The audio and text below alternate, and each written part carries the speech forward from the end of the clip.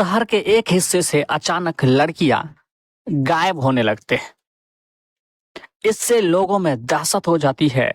शहर के वो हिस्से पूरी तरह से खौफ के साए में जीना शुरू कर देते हैं।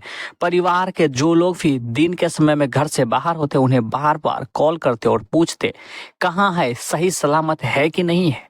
संध्या होने से पहले परिवार के एक एक सदस्य घर में पहुंच जाते हैं। अगर जो सदस्य घर में नहीं होते हैं उनके लेकर बहुत ज्यादा माथापैची होती है और उन्हें बार बार फोन भी करते हैं।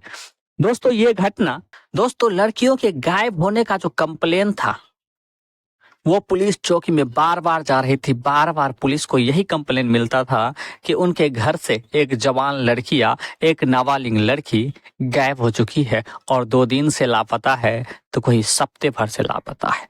दोस्तों लेकिन पुलिस पता नहीं हाथ पर हाथ धरकर बैठी रहती है या अपने जद्दोजहद करती है, लेकिन समस्या का समाधान नहीं हो पाता है। लोग पुलिस वाले को कोसने लगते हैं, यहाँ तक कि कानून से तो उन्हें भरोसा ही उठ जाता है। कुछ समझदार लोग सीधे एसपी तक पहुंचते हैं और एसपी को जब इसी प्रकार का कंप्लेन बार बार आना शुरू हो जाता है और पुलिस के द्वारा भी इन्हें सूचना दिया जाता है तो हैरान परेशान हो जाता है। तब तक पुलिस के हाथ या कानून के शिकंजे में कोई भी ऐसा ठोस सबूत नहीं मिलता है। लेकिन दोस्तों एसपी जो होता है दिव्या सुरेश, एसपी मैडम बहुत ही तेज तराज होते हैं। नमस्कार दोस्तों, यह घटना उत्तर प्रदेश के एक छोटे से शहर की है। दोस्तों अब एसपी मैडम दिव्या सुरेश उसी थाने पहुंचता है और फिर इस जानकारी को जुटाना शुरू करता है, लेकिन पुलिस वाले के द्वारा, वहां के दरोगा के द्वारा भी उन्हें कोई ठोस सबूत नहीं मिलता है, कोई जानकारी नहीं मिलती है ताकि उन पर यकीन किया जाए। तब मैडम दिव्या सुरेश खुद ये निश्चय करती है कि वो इस मामले को खुद से डील करेगी, खुद से हैंडल करेगी और तह तक जाएगी।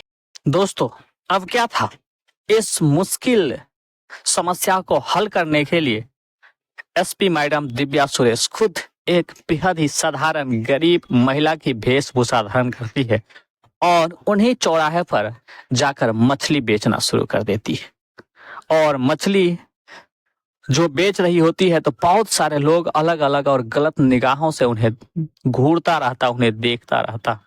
हालांकि वो अनजान थी, लेकिन फिर भी लोग जो आ जा रहे थे उन्हें उससे कोई मतलब नहीं, बस उन्हें देखने के लिए चाहिए। मैडम ये सबको बड़ी गौर से देख रही होती है और भांप रही होती है कि उसमें से कुछ लोग हैं जो संदिग्ध है। लेकिन वहां पर एक पुलिस वाले आते हैं और उनसे बहस हो जाती है। दोस्तों अब पुलिस वाले उसके पास आता है और पूछता है कि क्या तुम्हारे घर में तुम्हारा पति नहीं रहते हैं जो तुम काम करने और मछलियां बेचने के लिए यहाँ आती हो? तुम्हें नहीं पता कि इस एरिया में क्या होती है?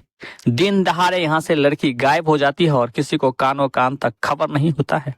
फिर मैडम कहती है कि सर आप तो पुलिस वाले हैं, आप उन्हें क्यों नहीं पकड़ लेते हैं? पुलिस तो लोगों की सुरक्षा के लिए है, उन्हें रक्षा करने के लिए है, फिर आप क्यों नहीं उन्हें पकड़ लेते हैं? फिर दरोगा साहब गुस्से में आ जाता है और कहता है कि तुम पुलिस से जबान लड़ाती हो, तुम ज्यादा समझदार बनती हो। दोस्तों दरोगा साहब को मन अंदर ही अंदर ये लगता था कि उनका आवाज और चेहरा जान पहचान का लगा हुआ है। लेकिन पुलिस या दरोगा साहब इतने भ्रष्ट थे और इतने भ्रष्टाचार में लीन थे कि उन्हें चेहरे से कोई मतलब ही नहीं रहता है। फिर उन्हें जोर से थप्पड़ मार देता है कि पुलिस वाले से न तो जवान लड़ा है न ही बहस करना है, जितना पूछा जाए जितना बोला जाए सीधा सीधा जवाब दो। दोस्तों इतना सुनने के बाद मैडम को अंदर ही अंदर गुस्सा हो जाती है और कहती है कि हो सकता है कि तुरंत अपनी सर्विस रिवॉल्वर निकालो और इन्हें यहीं ठोक दूं, नहीं तो तुरंत इन्हें गिरफ्तार करवा दूं। दोस्तों एसपी मैडम दिव्या सुरेश अंदर ही अंदर बहुत ज्यादा गुस्सा हो जाती है, खून खौल जाता है। लेकिन अगर अभी वो अपनी असलियत या पहचान बता देगी शायद उसका मिशन हो सकता है फेल हो जाए और हो सकता है ये पुलिस वाले भी उनके साथ मिला हो। पूरी रात हो जाती है, सड़कों पे सन्नाटा छा जाता है। मैडम भी अपना जो कारोबार था मछली बेचने का वो समेटती है और चली जाती है। फिर इस पुलिस वाले का डिटेल निकाला जाता है तो पता चलता है कि बहुत सारे लोग इनके संपर्क में है। कुछ लोग ऐसे हैं जिनका लोकेशन अधिकतर एक ही जगह मिलता है। दोस्तों, जब डिटेल से ये पता चलता है कि शायद हो सकता है कि ये पुलिस वाले भी और थाने के कुछ स्टाफ भी इन लोगों के साथ मिला हो, इस लड़की को गायब करने वाले गैंग के साथ जुड़ा हुआ हो, या हो सकता है ये लोग डर के वजह से उन्हें गिरफ्तार नहीं करती है या उन तक नहीं पहुंचना चाहती है, या ये भी हो सकता है कि वो लोग इन पुलिस वाले को मोटी रकम भेजता होगा और पूरी तरह से मिला होगा और इसलिए पुलिस वाले इन पर कोई एक्शन नहीं लेता है। दोस्तों, मैडम के मन में हजारों सवाल थे, लेकिन उत्तर एक भी नहीं था जिस उत्तर का अब उन्हें तलाश था। हर दिन की तरह मैडम अब उसी चौराहे पर मछली बेचने का काम शुरू कर देता है, लेकिन नजर चारों तरफ होती है, निगाह हर किसी पर होता है। मछली तो सिर्फ नाम के लिए रखा होता है। दोस्तों, सप्ताह निकल जाते हैं। इत्तेफाक से एक दिन एक लड़की रोती और दौड़ती हुई उसी मछली मार्केट के तरफ आती है और मैडम के पास आकर रुक जाती है और कहती है, दीदी मुझे बचा लो, दीदी मुझे बचा लो, दीदी मुझे बचा लो। ये सब सुनते ही मैडम हैरान परेशान हो जाता है कि आखिर इतनी छोटी सी लड़की, महज 14 से 15 साल की उम्र की लड़की के साथ आखिर क्या हो गया है। दोस्तों, फिर वो जो लड़की होती है वो मैडम के पास रुकती है और कहती है कि कुछ लोग मेरा पीछा कर रहे हैं, मुझे पकड़ना चाहते हैं और मेरे साथ अन्याय हो रहा है। दोस्तों, वो लड़की रोते बिलखते कराहते अपनी दुख की दास्तां मैडम को सुना रही थी और कह रही थी उनके साथ जोर जबरदस्ती हुआ। मैडम और भी आगे पूछती कि और भी तुम्हारे साथ किया हुआ। इनके आगे कुछ नहीं बोलती है, बस लिपट कर उन्हीं के साथ बैठ जाती है। दोस्तों, लेकिन मैडम उनकी एक एक बातों को समझ चुका था कि ये लड़की उसी गैंग से किसी तरह अपने आप को बचा कर आई है। फिर लड़की कहती है कि वहाँ बहुत सारे और भी लड़कियां हैं जो करा रही है, चिल्ला रही है, लेकिन वहाँ पर रहम करने वाला, उनकी दया का भीख देने वाला और उनकी चीख और पुकार सुनने वाला दूर दूर तक कोई नहीं है। दोस्तों, इतना समाप्त होने के बाद ही वहां एक मोटा तगड़ा इंसान आता है और कहता है, ए लड़की, तुम मुझसे बचकर कहाँ जाओगी, मेरे साथ चलो। तब मछली बेचने वाली समझकर वो आदमी कहता है कि ए मछली वाली, इन्हें छोड़ दो और मेरे साथ जाने दो। दोस्तों, फिर मैडम कहती है कि ये लड़की बहुत परेशान है, इन्हें अपनों की जरूरत है और इन्हें प्यार और दुलार की जरूरत है। तुम इनके साथ जबरदस्ती नहीं कर सकते हो, इनके परिवार वाले से पहले मिलने दो और बात करने दो और तो ही लड़की तुम्हारे साथ जाएगी, अगर वो तुम्हें जानते और पहचानते हैं तो। दोस्तों, फिर वो आदमी जो होता है गुस्से से लाल पीला हो जाता है और कहता है, तुम भाई को नहीं जानती हो, गलत आदमी से पंगा ले रही हो, इस लड़की के साथ साथ तुम्हें भी घसीट कर ले जाएंगे। दोस्तों, ये कहते ही मैडम और गुस्से से लाल हो जाती है, लेकिन फिर भी अपने आप को शांत करती है, रोकती है। लेकिन जब नजर उठाकर देखते हैं तो वही पुलिस वाले दूर अपने गाड़ी पर बैठकर यह तमाशा भी देख रहा होता है। तब मैडम भी समझ जाती है और एक बात पुख्ता हो जाता है कि पुलिस वाले इन्हें जानते हैं और पुलिस को इस बातों की पता है, लेकिन या तो डर से या पैसे की मोटी रकम लेने के वजह से इनके ऊपर एक्शन नहीं ले रहा है। दोस्तों, वहां कुछ और भी लोग उसी ग्रुप के आते हैं और मैडम के साथ बहस हो जाता है। बहस होने के बाद वो दोनों आदमी इस लड़की को और मैडम को पकड़ता है, अपने गाड़ी में बैठाकर सीधे उसी सुनसान जगह, उसी चार दीवारी कहे तो उसी गोदाम के अंदर ले चला जाता है। दोस्तों, जब मैडम पूरी तरह से होश में आ जाता है तब देखता है कि चार दीवारी के अंदर पूरा सुनसान और चीखने और चिल्लाने की आवाज सीधे सीधे कानों के पास आ रहा है। पूरी चारों तरफ से अंधेरा फैला हुआ है, दूर दूर तक कोई भी नजर नहीं, लेकिन एक जगह थोड़ी सी रोशनी है। कुछ लोग अंदर आते और कुछ लोग बाहर जाते हुए थोड़ी सी धुंधला दिखाई दे रहा है, जबकि वो लोग सीधे घर के या उस बिल्डिंग के बेसमेंट में जा रहे होते हैं।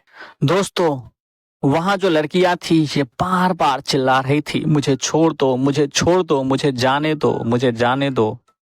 लेकिन दोस्तों वहां पर जो दरिंदगी हो रही थी, जिसके साथ ये से घिनौना कृत्य हो रहा था, वो उनमें उसका कोई भी सुनने वाला नहीं था। दोस्तों ये मैडम अब समझ चुकी थी, ये वही जगह है जिनकी खौफ पूरे शहर में फैल चुका है। यहाँ वही आदमी है जो उस शहर को दहलाने के लिए इनका इस धरती पर रहना सही नहीं है। फिर दोस्तों इस अंधेरे का फायदा उठाती है और वहां से किसी तरह मैडम भागने की कोशिश करता है और भागने में कामयाब भी हो जाता है। रातों रात SP madam Divya Suresh SP office पहुंच जाती है और वहां सिर्फ एक स्टाफ को यह बात बताती है कि जो मिशन पे वो पहले थी और जिस गैंग ने लड़की को शहर से गायब करता है और कुछ दिनों में उनकी हत्या हो जाती है, वो गैंग का पता चल चुका है। मैं सबका एनकाउंटर करने जा रही हूँ। क्योंकि दोस्तों मैडम गुस्से से इतना भर चुका था, वो सामने से दृश्य को देखकर उसको अनुभव करके इतना गुस्सा हो चुकी थी कि वो चाहती थी कि एक ही बार में सबको मार दिया जाए, खत्म कर दिया जाए और उसको चिल्लाते हुए, कहराते हुए और दर्द और पीड़ा को सह रही सभी लड़की को बाहर निकाल लिया जाए। लेकिन दोस्तों ये बात सुनते ही ऑफिसर्स बोलते हैं ये इतनी आसान नहीं है, शायद हम लोग खुद मुसीबत में पड़ जाएंगे, हमें अपने पुलिस वाले की साथ लेना चाहिए। फिर मैडम सोचती है कि हो सकता है कि पुलिस वाले मिलकर उन लोगों को भगा दे और यह मिशन कामयाब ही नहीं हो। इसलिए रातों रात फिर से एक मीटिंग बैठाई जाती है और दूर दूर से कुछ पुलिस वाले का एक टीम यानी एसआईटी गठन करते हैं और फिर रातों रात ही उसी जगह धावा बोल दिया जाता है और बहुत सारे पुलिस वाले उस घर के चारों ओर घेर लेते हैं और गोदाम के मेन गेट को ही बंद करके जो ही अंदर जाता है और रोशनी दिया जाता है तो देखता है चारों तरफ लड़कियां ही लड़कियां हैं और मोटे तगड़े लोग उसके अंदर है जो उसके साथ घिनौना कृत्य कर रहा है। दोस्तों पुलिस की तादाद इतनी ज्यादा थी कि वहां जो लोग थे वो कुछ भी नहीं कर पाए और मैडम दिव्या सुरेश पहले ही अनाउंस कर दिए कि अगर कोई भी हिलने की जरूरत की तो उन्हें सीधे एनकाउंटर कर दिया जाएगा। चारों तरफ पुलिस है और हर कदम कदम पर इतनी ज्यादा पुलिस है कि तुम्हें यहाँ से भागना मुश्किल ही नहीं, नामुमकिन है।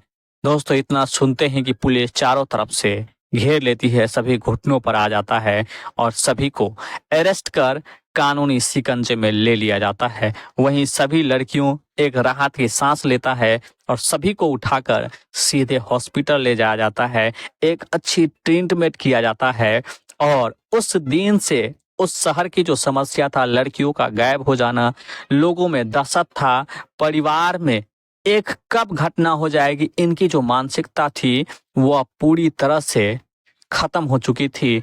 लोग जिस ऑफिसर्स के वजह से, जिस एसपी मैडम दिव्या सुरेश के वजह से ये काम सफल हुआ, सोशल मीडिया और मीडिया में चर्चा का विषय बन गया और लोग उस एरिया के गुणगान करने लगे, अपने अपने मोहल्ले में लाकर दिव्या सुरेश की तारीफ करने लगे और इसे सम्मान और तोहफा भी देना शुरू कर दिया। दोस्तों इस कहानी की गूंज और इसके घटना के कर्म के बारे में जो ही बच्चे और पढ़ने वाले लोगों के ऊपर पड़ा और समझा तो जोश और जुनून से भर गया और ये भी संकल्प लेने लगा कि एक दिन वो दिव्या सुरेश मैडम की तरफ बनना चाहता है। एक जज्बात के साथ एक होनहार और बेहद ईमानदार ऑफिसर बनना चाहता है जो समाज के लिए एक अच्छा नेक काम करे और जिसकी बहादुरी की चर्चा दूर दूर तक गूंज उठे। सभी लोग उन्हें सलाम करते तो तारीफ करते और अपने मोहल्ले और सोसाइटी में लाकर उन्हें सम्मानित भी करने। दोस्तों अब क्या था, उस सोसाइटी और उस शहर के उस हिस्से के लोग अमन चैन से अपनी जिंदगी को जीने लगता है, वहीं सारे अपराधी को कानूनी शिकंजे के अंदर कसकर उन्हें सीधे जेल और हवालात भेज देता है। और वहीं जब पता चलता है कुछ पुलिस वाले भी मिले हुए हैं, उन्हें भी सस्पेंड कर दिया जाता है और उस पर भी कानूनी तौर से एक्शन लिया जाता है। इस तरह से बेहद ही तेज तराज एसपी दिव्या सुरेश के बारे में आप क्या सोच रखते हैं, हमें कमेंट करके जरूर बताएं। अगर यहां तक आ गए तो वीडियो को एक लाइक कर दीजिए और चैनल को भी सब्सक्राइब कर दीजिए।